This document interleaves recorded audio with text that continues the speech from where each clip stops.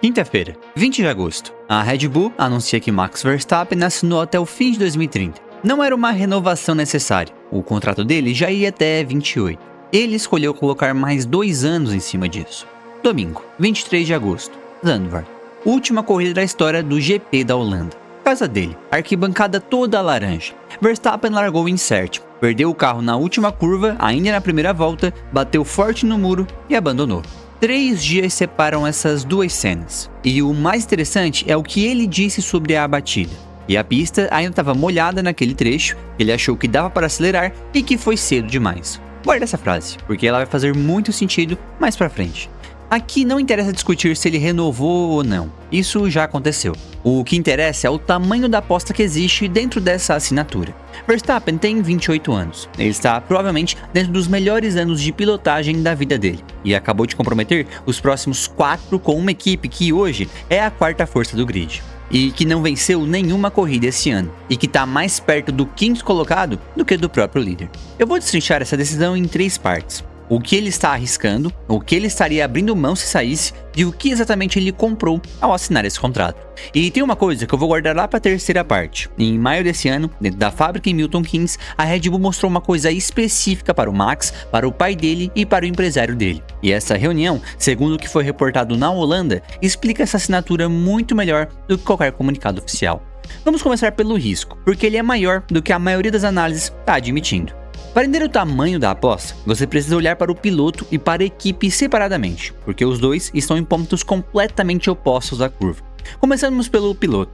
Em 2025, com um carro que já não era o melhor do grid, Verstappen chegou a estar mais de 100 pontos atrás da tabela e ainda assim levou o campeonato até a última corrida em Abu Dhabi. Perdeu para Lando Norris por 2 pontos. Aquilo foi a melhor temporada da carreira dele e terminou sem o título. Agora a equipe. Depois de 12 corridas esse ano, a Red Bull tem 180 pontos e está em 4º colocado no Mundial de Construtores. A Mercedes tem 420, a Ferrari tem 330 e a McLaren tem 260. A Red Bull não venceu nenhum GP nessa temporada. E o Verstappen aparece em 6º no Mundial de Pilotos com 112 pontos, atrás de Antonelli, Russell, Hamilton, Norris e Leclerc. O líder Antonelli tem mais que o dobro de pontos do próprio Verstappen. Isso significa que o tetracampeão está tendo a pior temporada dele desde que virou piloto de ponta na Fórmula 1. E aqui entra a parte que quase ninguém coloca nessa conta. Esse contrato termina no fim de 2030. Nessa data, o Verstappen vai ter 33 anos e vai ter completado a 16ª temporada dele na Fórmula 1. Se ele cumprir o acordo inteiro, são quase 15 temporadas na mesma equipe. Mais do que os 12 do Hamilton na Mercedes e mais do que o 11 do Schumacher na Ferrari.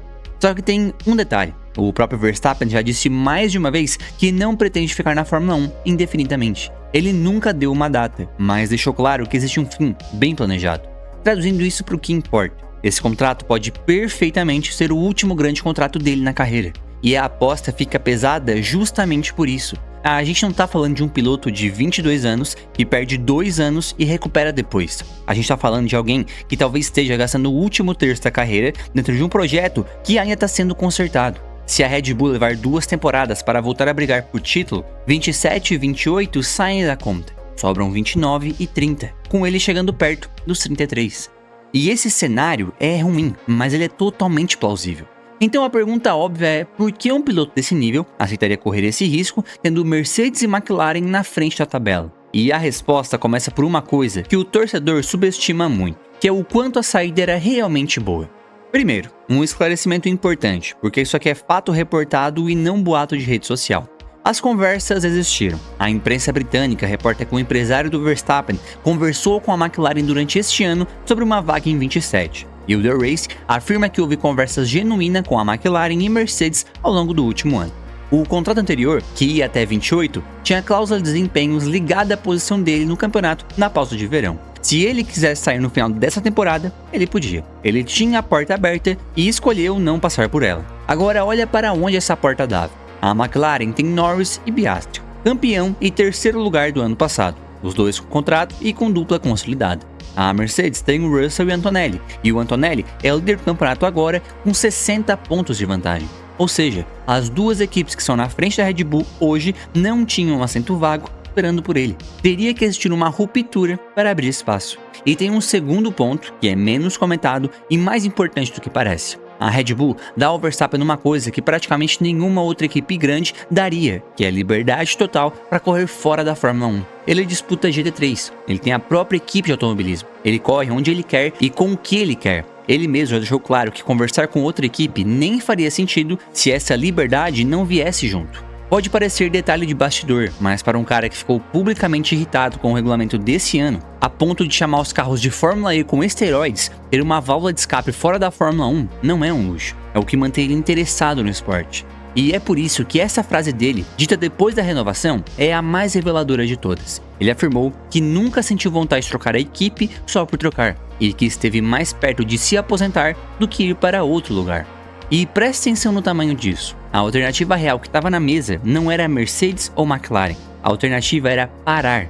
Só que isso explica o porquê ele não saiu. Não explica porque ele acrescentou 2 anos a mais num contrato que já estava valendo. E é aqui que entra aquela reunião de maio que eu pedi pra você guardar lá no começo. Mas antes de eu te contar o que aconteceu naquela sala em Milton Keynes, deixa eu resolver rapidinho um problema que provavelmente está no seu guarda-roupa nesse exato momento. Você abre o armário cheio de roupa e usa sempre as mesmas 3 peças. E normalmente é porque o resto encolheu, desbotou, ficou com bolinha ou perdeu caimento depois de umas 10 lavagens. Camiseta boa não é a que fica bonita só na loja, é a que continua igual 6 meses depois. E é exatamente isso que a Minimal Club resolve. A camiseta da Minimal é feita com algodão egípcio, que é uma fibra mais longa, mais resistente e mais macia que o algodão comum, com um percentual de elastano para o tecido segurar o formato. A proposta da marca é justamente essa. Uma peça sem logo estampado, um caimento certo, que dura muito mais que a camiseta comum de shopping. E não é só camiseta, tem calça, tem camisa, tem cueca, tem moletom. É o guarda-roupa básico masculino inteiro resolvido no mesmo lugar, com aquela lógica de comprar uma vez e parar de pensar no assunto. A marca ainda trabalha com garantia de troca até 30 dias, então o risco de experimentar é praticamente zero. E usando o cupom MOTOR01 no site da Minimal Club, você garante o desconto exclusivo do Paddock Motor no seu pedido. É só colocar o código na hora de finalizar a compra. O link está na descrição e no comentário fixado. Agora vamos voltar para a Red Bull.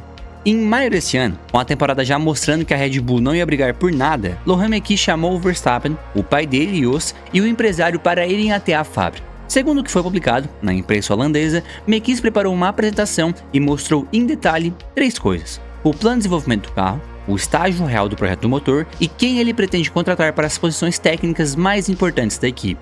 E durante essa visita, eles passaram pelo novo túnel de vento que a Red Bull está construindo dentro do campus. E eu quero que você entenda por que esse túnel de vento é o item mais importante dessa história inteira, porque ele explica o problema da Red Bull melhor do que qualquer declaração. A Red Bull desenvolve carro até hoje num túnel de vento com cerca de 70 anos, uma instalação que foi construída no pós-guerra para testar avião. Christian Horner, quando ainda era chefe de equipe, chamou aquilo publicamente de relíquia da Guerra Fria e comparou trabalhar ali com olhar para os 2 relógios diferentes ao mesmo tempo. Isso é uma referência direta ao problema de correlação, que é quando o número que a fábrica calcula não bate com o que o carro entrega na pista. Você desenvolve uma peça, ela promete meio segundo, você leva para a corrida e o piloto diz que não sentiu diferença. Foi literalmente o que aconteceu no Japão, na primeira atualização grande do ano. Verstappen disse em Suzuka que praticamente não percebeu mudança no comportamento do carro. O diretor técnico, Pierre Rocher, admitiu a limitação sem rodeios, dizendo que a equipe está indo na direção certa, mas com a mesma ferramenta e os mesmos problemas de sempre. O novo túnel deve entrar em operação no começo de 27. E agora vem a informação que muda a leitura da temporada inteira e que boa parte do público não percebeu. O motor da Red Bull não é o problema. Esse era o medo de todo mundo. A Red Bull montou uma fábrica de motor do zero, com a Ford, para competir com Mercedes e Ferrari, que fazem isso há décadas. O próprio Mekies disse que seria ingenuidade achar que dava para chegar no nível deles de primeira, e falou abertamente em dores de cabeça e noites sem dormir.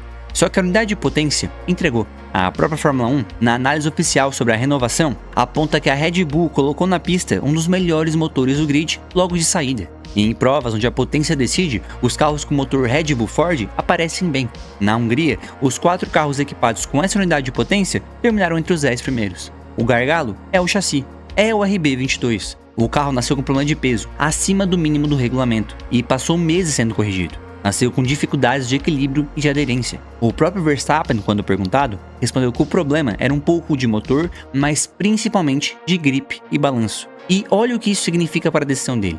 Se o motor estivesse ruim, o problema seria estrutural, de anos, porque construir competência de motor é a coisa mais lenta que existe nesse esporte. mas o motor tá bom. O que tá ruim é justamente a área onde a Red Bull historicamente foi a melhor do mundo e onde ela tá trocando a ferramenta que causava o erro. Mekies resumiu o plano em 3 pilares para reabrir um ciclo vencedor: o piloto, as pessoas e um conjunto de decisões estratégicas que inclui exatamente o novo túnel de vento. E o Verstappen, ao explicar a renovação, disse que a decisão dele foi sobre o futuro e sobre decisões estratégicas dentro da equipe. Ou seja, ele não assinou apostando no carro de 26. Ele assinou depois de ver a ferramenta que vai desenhar os carros de 28 em diante. Essa é a leitura mais generosa possível dessa assinatura. Só que tem uma conta que quase ninguém está fazendo, e é ela que mantém toda essa história em aberto. Ferramenta nova não vira carro rápido no mês seguinte. Se o túnel entra em operação no começo de 27, ele não desenha o carro de 27, porque esse projeto já está andando agora. Na prática, o primeiro carro realmente concebido com a ferramenta nova é o de 28, e tem o teto orçamentário no meio disso. Cada equipe precisa decidir quanto gasta no carro no ano corrente e quanto tira para o ano seguinte. O próprio Mekies já avisou que a Red Bull vai antecipar essa virada de foco, porque em 25 eles empurraram o desenvolvimento até o fim para manter o Verstappen na briga pelo título, e isso cobrou o preço na preparação para esse ano.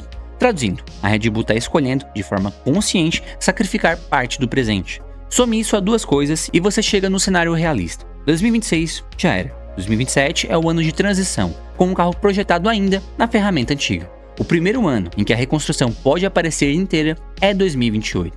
Nessa altura, Verstappen vai ter 31 anos e vai estar entrando no penúltimo ano do contrato. E existe uma segunda camada de incerteza, que é o próprio regulamento. A decisão de potência entre motor a combustão e sistema elétrico deve ser ajustada nas próximas temporadas, saindo do equilíbrio atual em direção a uma proporção com mais combustão. E existe um plano para motores V8 a partir de 2031, exatamente um ano depois do contrato acabar. Isso mexe com tudo. Uma equipe que está bem no motor hoje pode perder vantagem e uma que está mal pode recuperar. A Red Bull está apostando num alvo que se move. E agora eu volto para a Holanda, porque aquele domingo é a imagem mais honesta de tudo isso. Não me entenda mal, uma batida na primeira volta numa pista molhada não prova absolutamente nada sobre o nível do Verstappen. Ele continua sendo o piloto mais rápido do grid e ninguém dentro da Fórmula 1 discute isso. O que aquele final de semana mostra é outra coisa. Ele passou o sábado inteiro sem ritmo para brigar com a Mercedes, Ferrari e McLaren. Largou em 7º na despedida da corrida de casa. E aí, 3 dias depois de assinar o contrato, que diz "Eu acredito no futuro dessa equipe", o presente respondeu com um carro no muro antes de completar uma volta. Lembra da frase que eu pedi para você guardar lá no começo? Ele achou que já podia acelerar e foi cedo demais. Dá para dizer a mesma coisa sobre essa assinatura. E aqui mora uma dúvida legítima. Não se a Red Bull vai voltar, mas se ela vai voltar dentro do tempo que ainda resta ao Verstappen.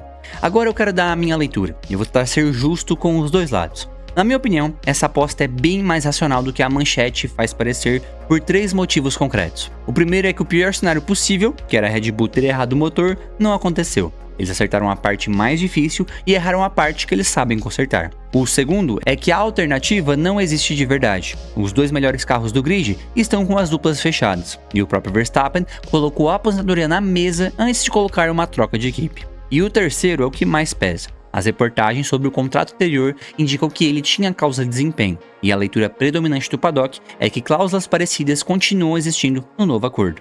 Se isso se confirmar, esse contrato até 2030 é menos uma prisão e mais uma declaração de intenção com porta de emergência. E é justamente por isso que eu acho que a pergunta do título continua legítima, porque cláusula nenhuma devolve tempo. Se lá em 2028 a Red Bull ainda estiver na 4ª força e o Verstappen resolver acionar uma saída, ele pode trocar de equipe, mas vai chegar na equipe nova com 31 anos, precisando de 1 ou 2 anos para o projeto se ajustar a ele. E aí a conta fecha de um jeito ruim, de qualquer forma. O único jeito dessa aposta dar certo é a Red Bull ser rápida, não rápida no sentido de voltar a ganhar em 2030.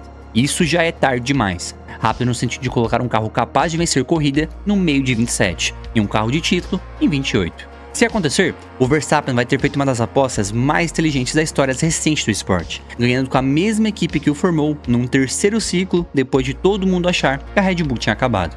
Se não acontecer, ele vai ter entregado o final de carreira a um projeto que demorou demais. E essa vai ser a história que a gente vai contar sobre ele daqui a 10 anos. Os 2 finais continuam abertos hoje. E é isso que torna esse contrato a coisa mais interessante que aconteceu na Fórmula 1 nessa temporada inteira. E se tu quer entender toda a história da Ferrari e o porquê ela virou uma piada, assiste o vídeo que tá aparecendo agora aqui na tela. Eu sou o José e esse é o Paddock Motor. Valeu, galera!